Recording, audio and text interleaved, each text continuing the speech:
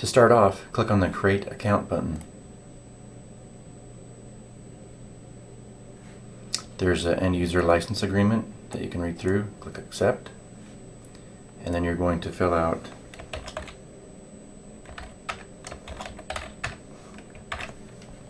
your account information.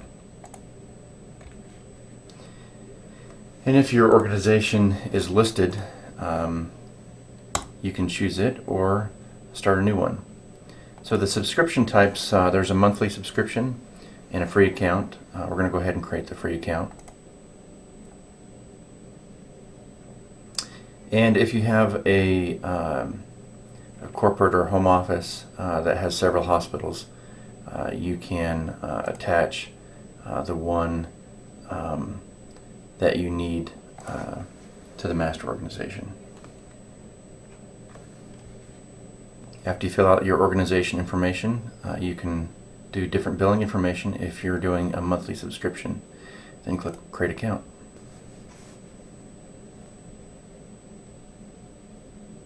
So go ahead and log in with your new account.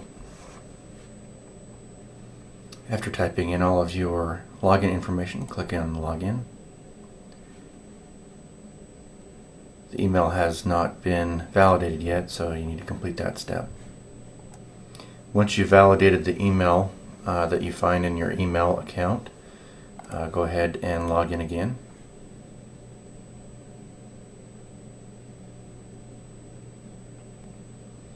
And by default, you won't have anything set up. So let's get right into setting up your account. So on the left, there's a menu, and we're going to go into Organization and Users. The first thing that you want to do is to set up all of your users for your organization. So you can click on this green arrow on your organization on the left-hand side. Your users will appear on the right-hand side. You can go through Add User and add each user that you need to. They'll have to confirm their accounts as well. You can also edit your organization if you need to change your subscription or cancel your account. That's where that takes place. Once you're done setting up all of your users for your organization, the next step that we'll go through is setting up testing groups.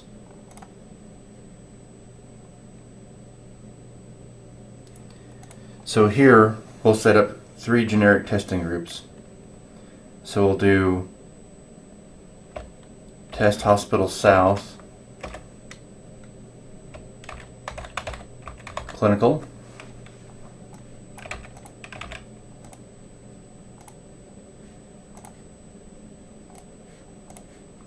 we'll do a Financial,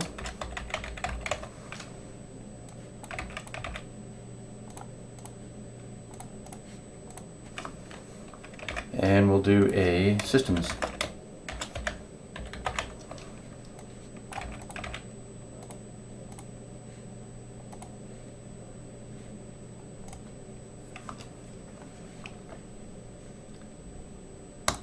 And then we'll do a Individual User.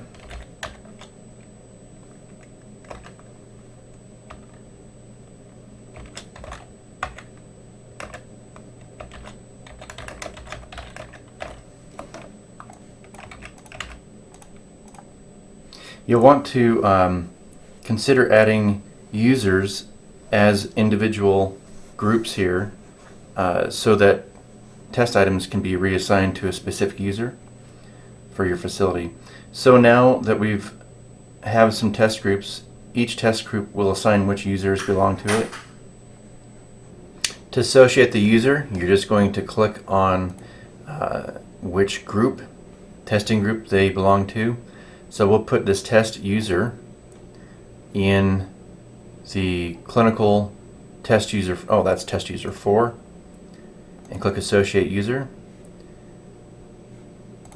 And test user 4 is also a member of this clinical group. And then the financial group is going to be just this regular test user. And just for purposes of demonstration, pretend like there was a third user here that we would add to the financial or to the systems group. So now all of our groups have users associated to them, as you can see. You can associate more than one user into a group, so we put all of our clinical analysts into that group, the financial analysts into that group. Systems would be divided up a little bit further. You might have a ancillary, end tier, other type of groups that you would create. So the groups are done. And now we go into project setup. It's blank to begin with, so we're going to click on Start New Project. And these are the projects to select from. We're going to select a smaller project. So we're going to choose which organization and the projected go live date. And then we're going to hit this green button. And now this is a security feature. This is copyrighted material, so to prove that you have access to this copyrighted material, you're going to need to type in the name of the test file and how many kilobytes it is in Windows Explorer. So I'm going to find the file that I downloaded from the vendor.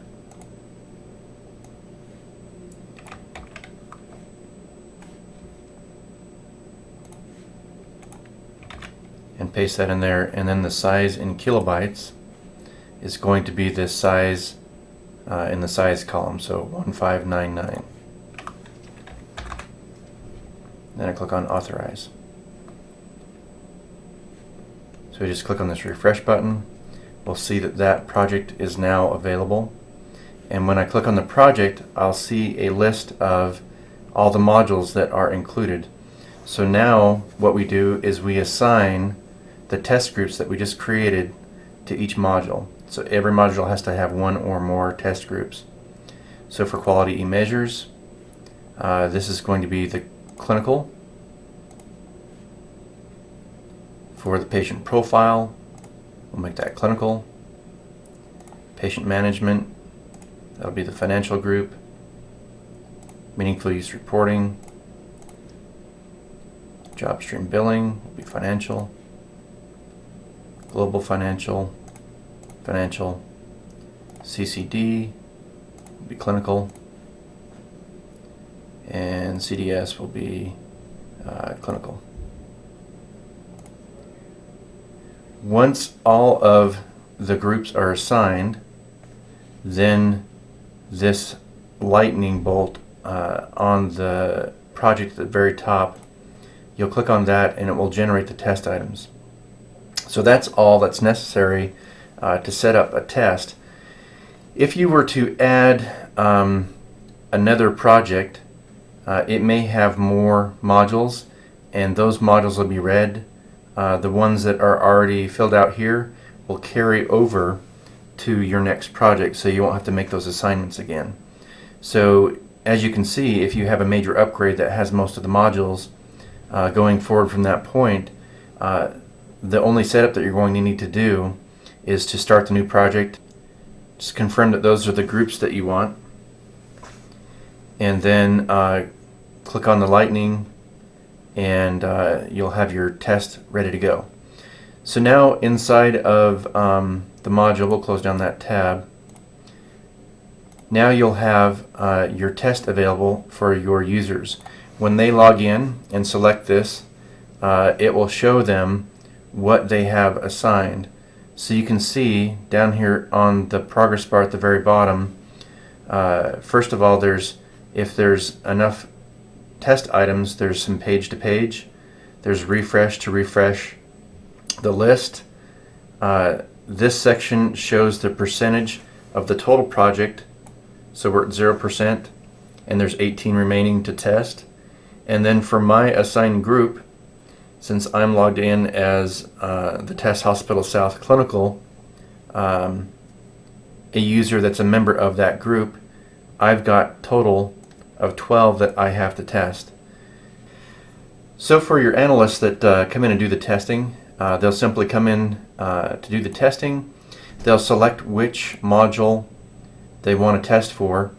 All of the items that are assigned to them by default will show. they'll click on the first item. You'll notice that a test panel will come out from the right hand side. This auto launch next test item is checked. They'll go through the test. It'll appear here in a PDF in the center page. It will scroll to the work item. You can see that it was highlighted. So if it was started 3/4 of the way down the page, it would scroll down to that section for them. So it was ready to start. And then they go through the testing. So from here, starting at the top, they can quickly reassign this to another team, or in this case, directly to a team member. If you remember, we created a team member that was their own group, and save it, and it will go out to that team member, and they'll get a notification that a new item has been reassigned to them. So they'll go through and test whether it passed or failed, whether it was not applicable to that facility, or some test items don't require any testing. And below that, you'll see a percentage of hospitals that have gone before you. There'll be a bar for each percentage. So if 100% failed or passed, then you'll see that. If, say, 50% failed and 50% passed, you'll see two bars, one that says 50% fail and a green bar for 50% passed. So your your testing is not pre-populated for you.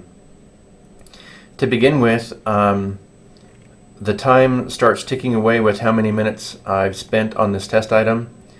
If I leave for a period of time and come back, I may want to uncheck that to stop the clock, and then you can edit it yourself.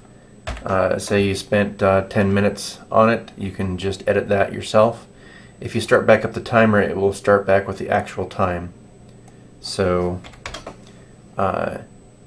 below that, it shows you the average minutes and the max minutes. So 100% is the max minutes across all facilities that it took to test this. And then you'll see your average minutes scroll up to whatever percentage that is of the max. If you are a subscriber and have multi-facilities, then those facilities will be listed here. They'll need to have the project started, but you can check mark each of the facilities that you're testing for if you're testing at the same time across facilities. And then if the test tests the same across all the facilities, when you save it, it will mark their test plans as having been completed with the same information that's found here.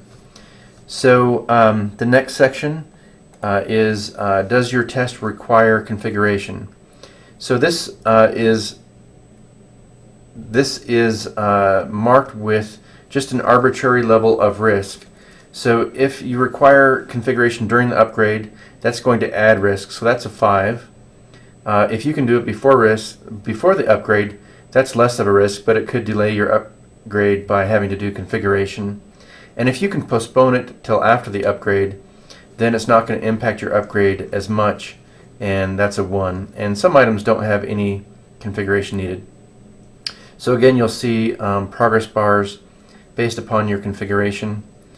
If you are a subscriber, the system will take the maximum configuration and pre-check this for you. You can see that it is yellow underneath, showing that it is not saved yet, and that this was an item that was chosen from what the max value across all the testing organizations that have gone before you. Same thing that applies to the following 2 fields. So will you implement this? Many of them aren't applicable because you just take it as an upgrade. And if you can postpone this until a later date, there's less risk. And then if you're saying no or yes, it just has a 5 so that bubbles up to the top of the risk report. And then the next section is the necessity rating. So this goes in a scale from it's a critical fix, it's a needed fix, down to no opinion, which is a 1. And on the risk report, anything that's a 1 or below is not included. But then if you want to say that this was an unnecessary fix or enhancement, or it actually degrades the workflow. That's some risk in the other direction that'll get onto the report. And then finally, there's a place for a note that you can keep notes on your testing, and then if it's completed, you can see who completed it and the date that they completed it. So once you're done, when you click on Save, it does a lot of things. It saves the test. It refreshed that grid. It clicked on the next item for you, and it brought up the page and looked for the work item in the page and scrolled to it. And if that test had been tested by other facilities, it pre-marked all of your testing for you except for the top section based upon weighted response from other facilities. So you can see that you can get through this pretty quickly if you are a subscriber and you want to see the what happened across other organizations. That's available for you. You can uncheck this auto launch next item so that it doesn't launch the next item, but it saves the time that you might have spent working on that. So the next time that you launch it, it starts with the time that you last stopped on. So pretty robust. So as you track through here, you'll notice that at the bottom of the screen, it's showing that 5.6% of the project is now complete because I completed one test item out of the 18 total. And for me, for my assigned, I'm at 8.3% unassigned. Now on to reports. So underneath the menu, there's a report section. If you are not a subscriber, you won't be able to select any of the checkboxes. So for purposes of demonstration, I have loaded in a multi-facility test hospital that is doing an upgrade that includes multiple tests. So I am going to check all the tests that they are using for their upgrade, and if I look at this enhancement issue trend report, I'm going to see generally how many enhancements and how many issues there are per upgrade, and that gives me an idea of the workload. And then there's details available below that. The next report is the risk report. The risk report will tell you which projects are included in your report. You can see that the testing completion date is included if any of those have been completed. The first section is failed tests, and so we can see for your facility which items failed, and for other organizations which items failed.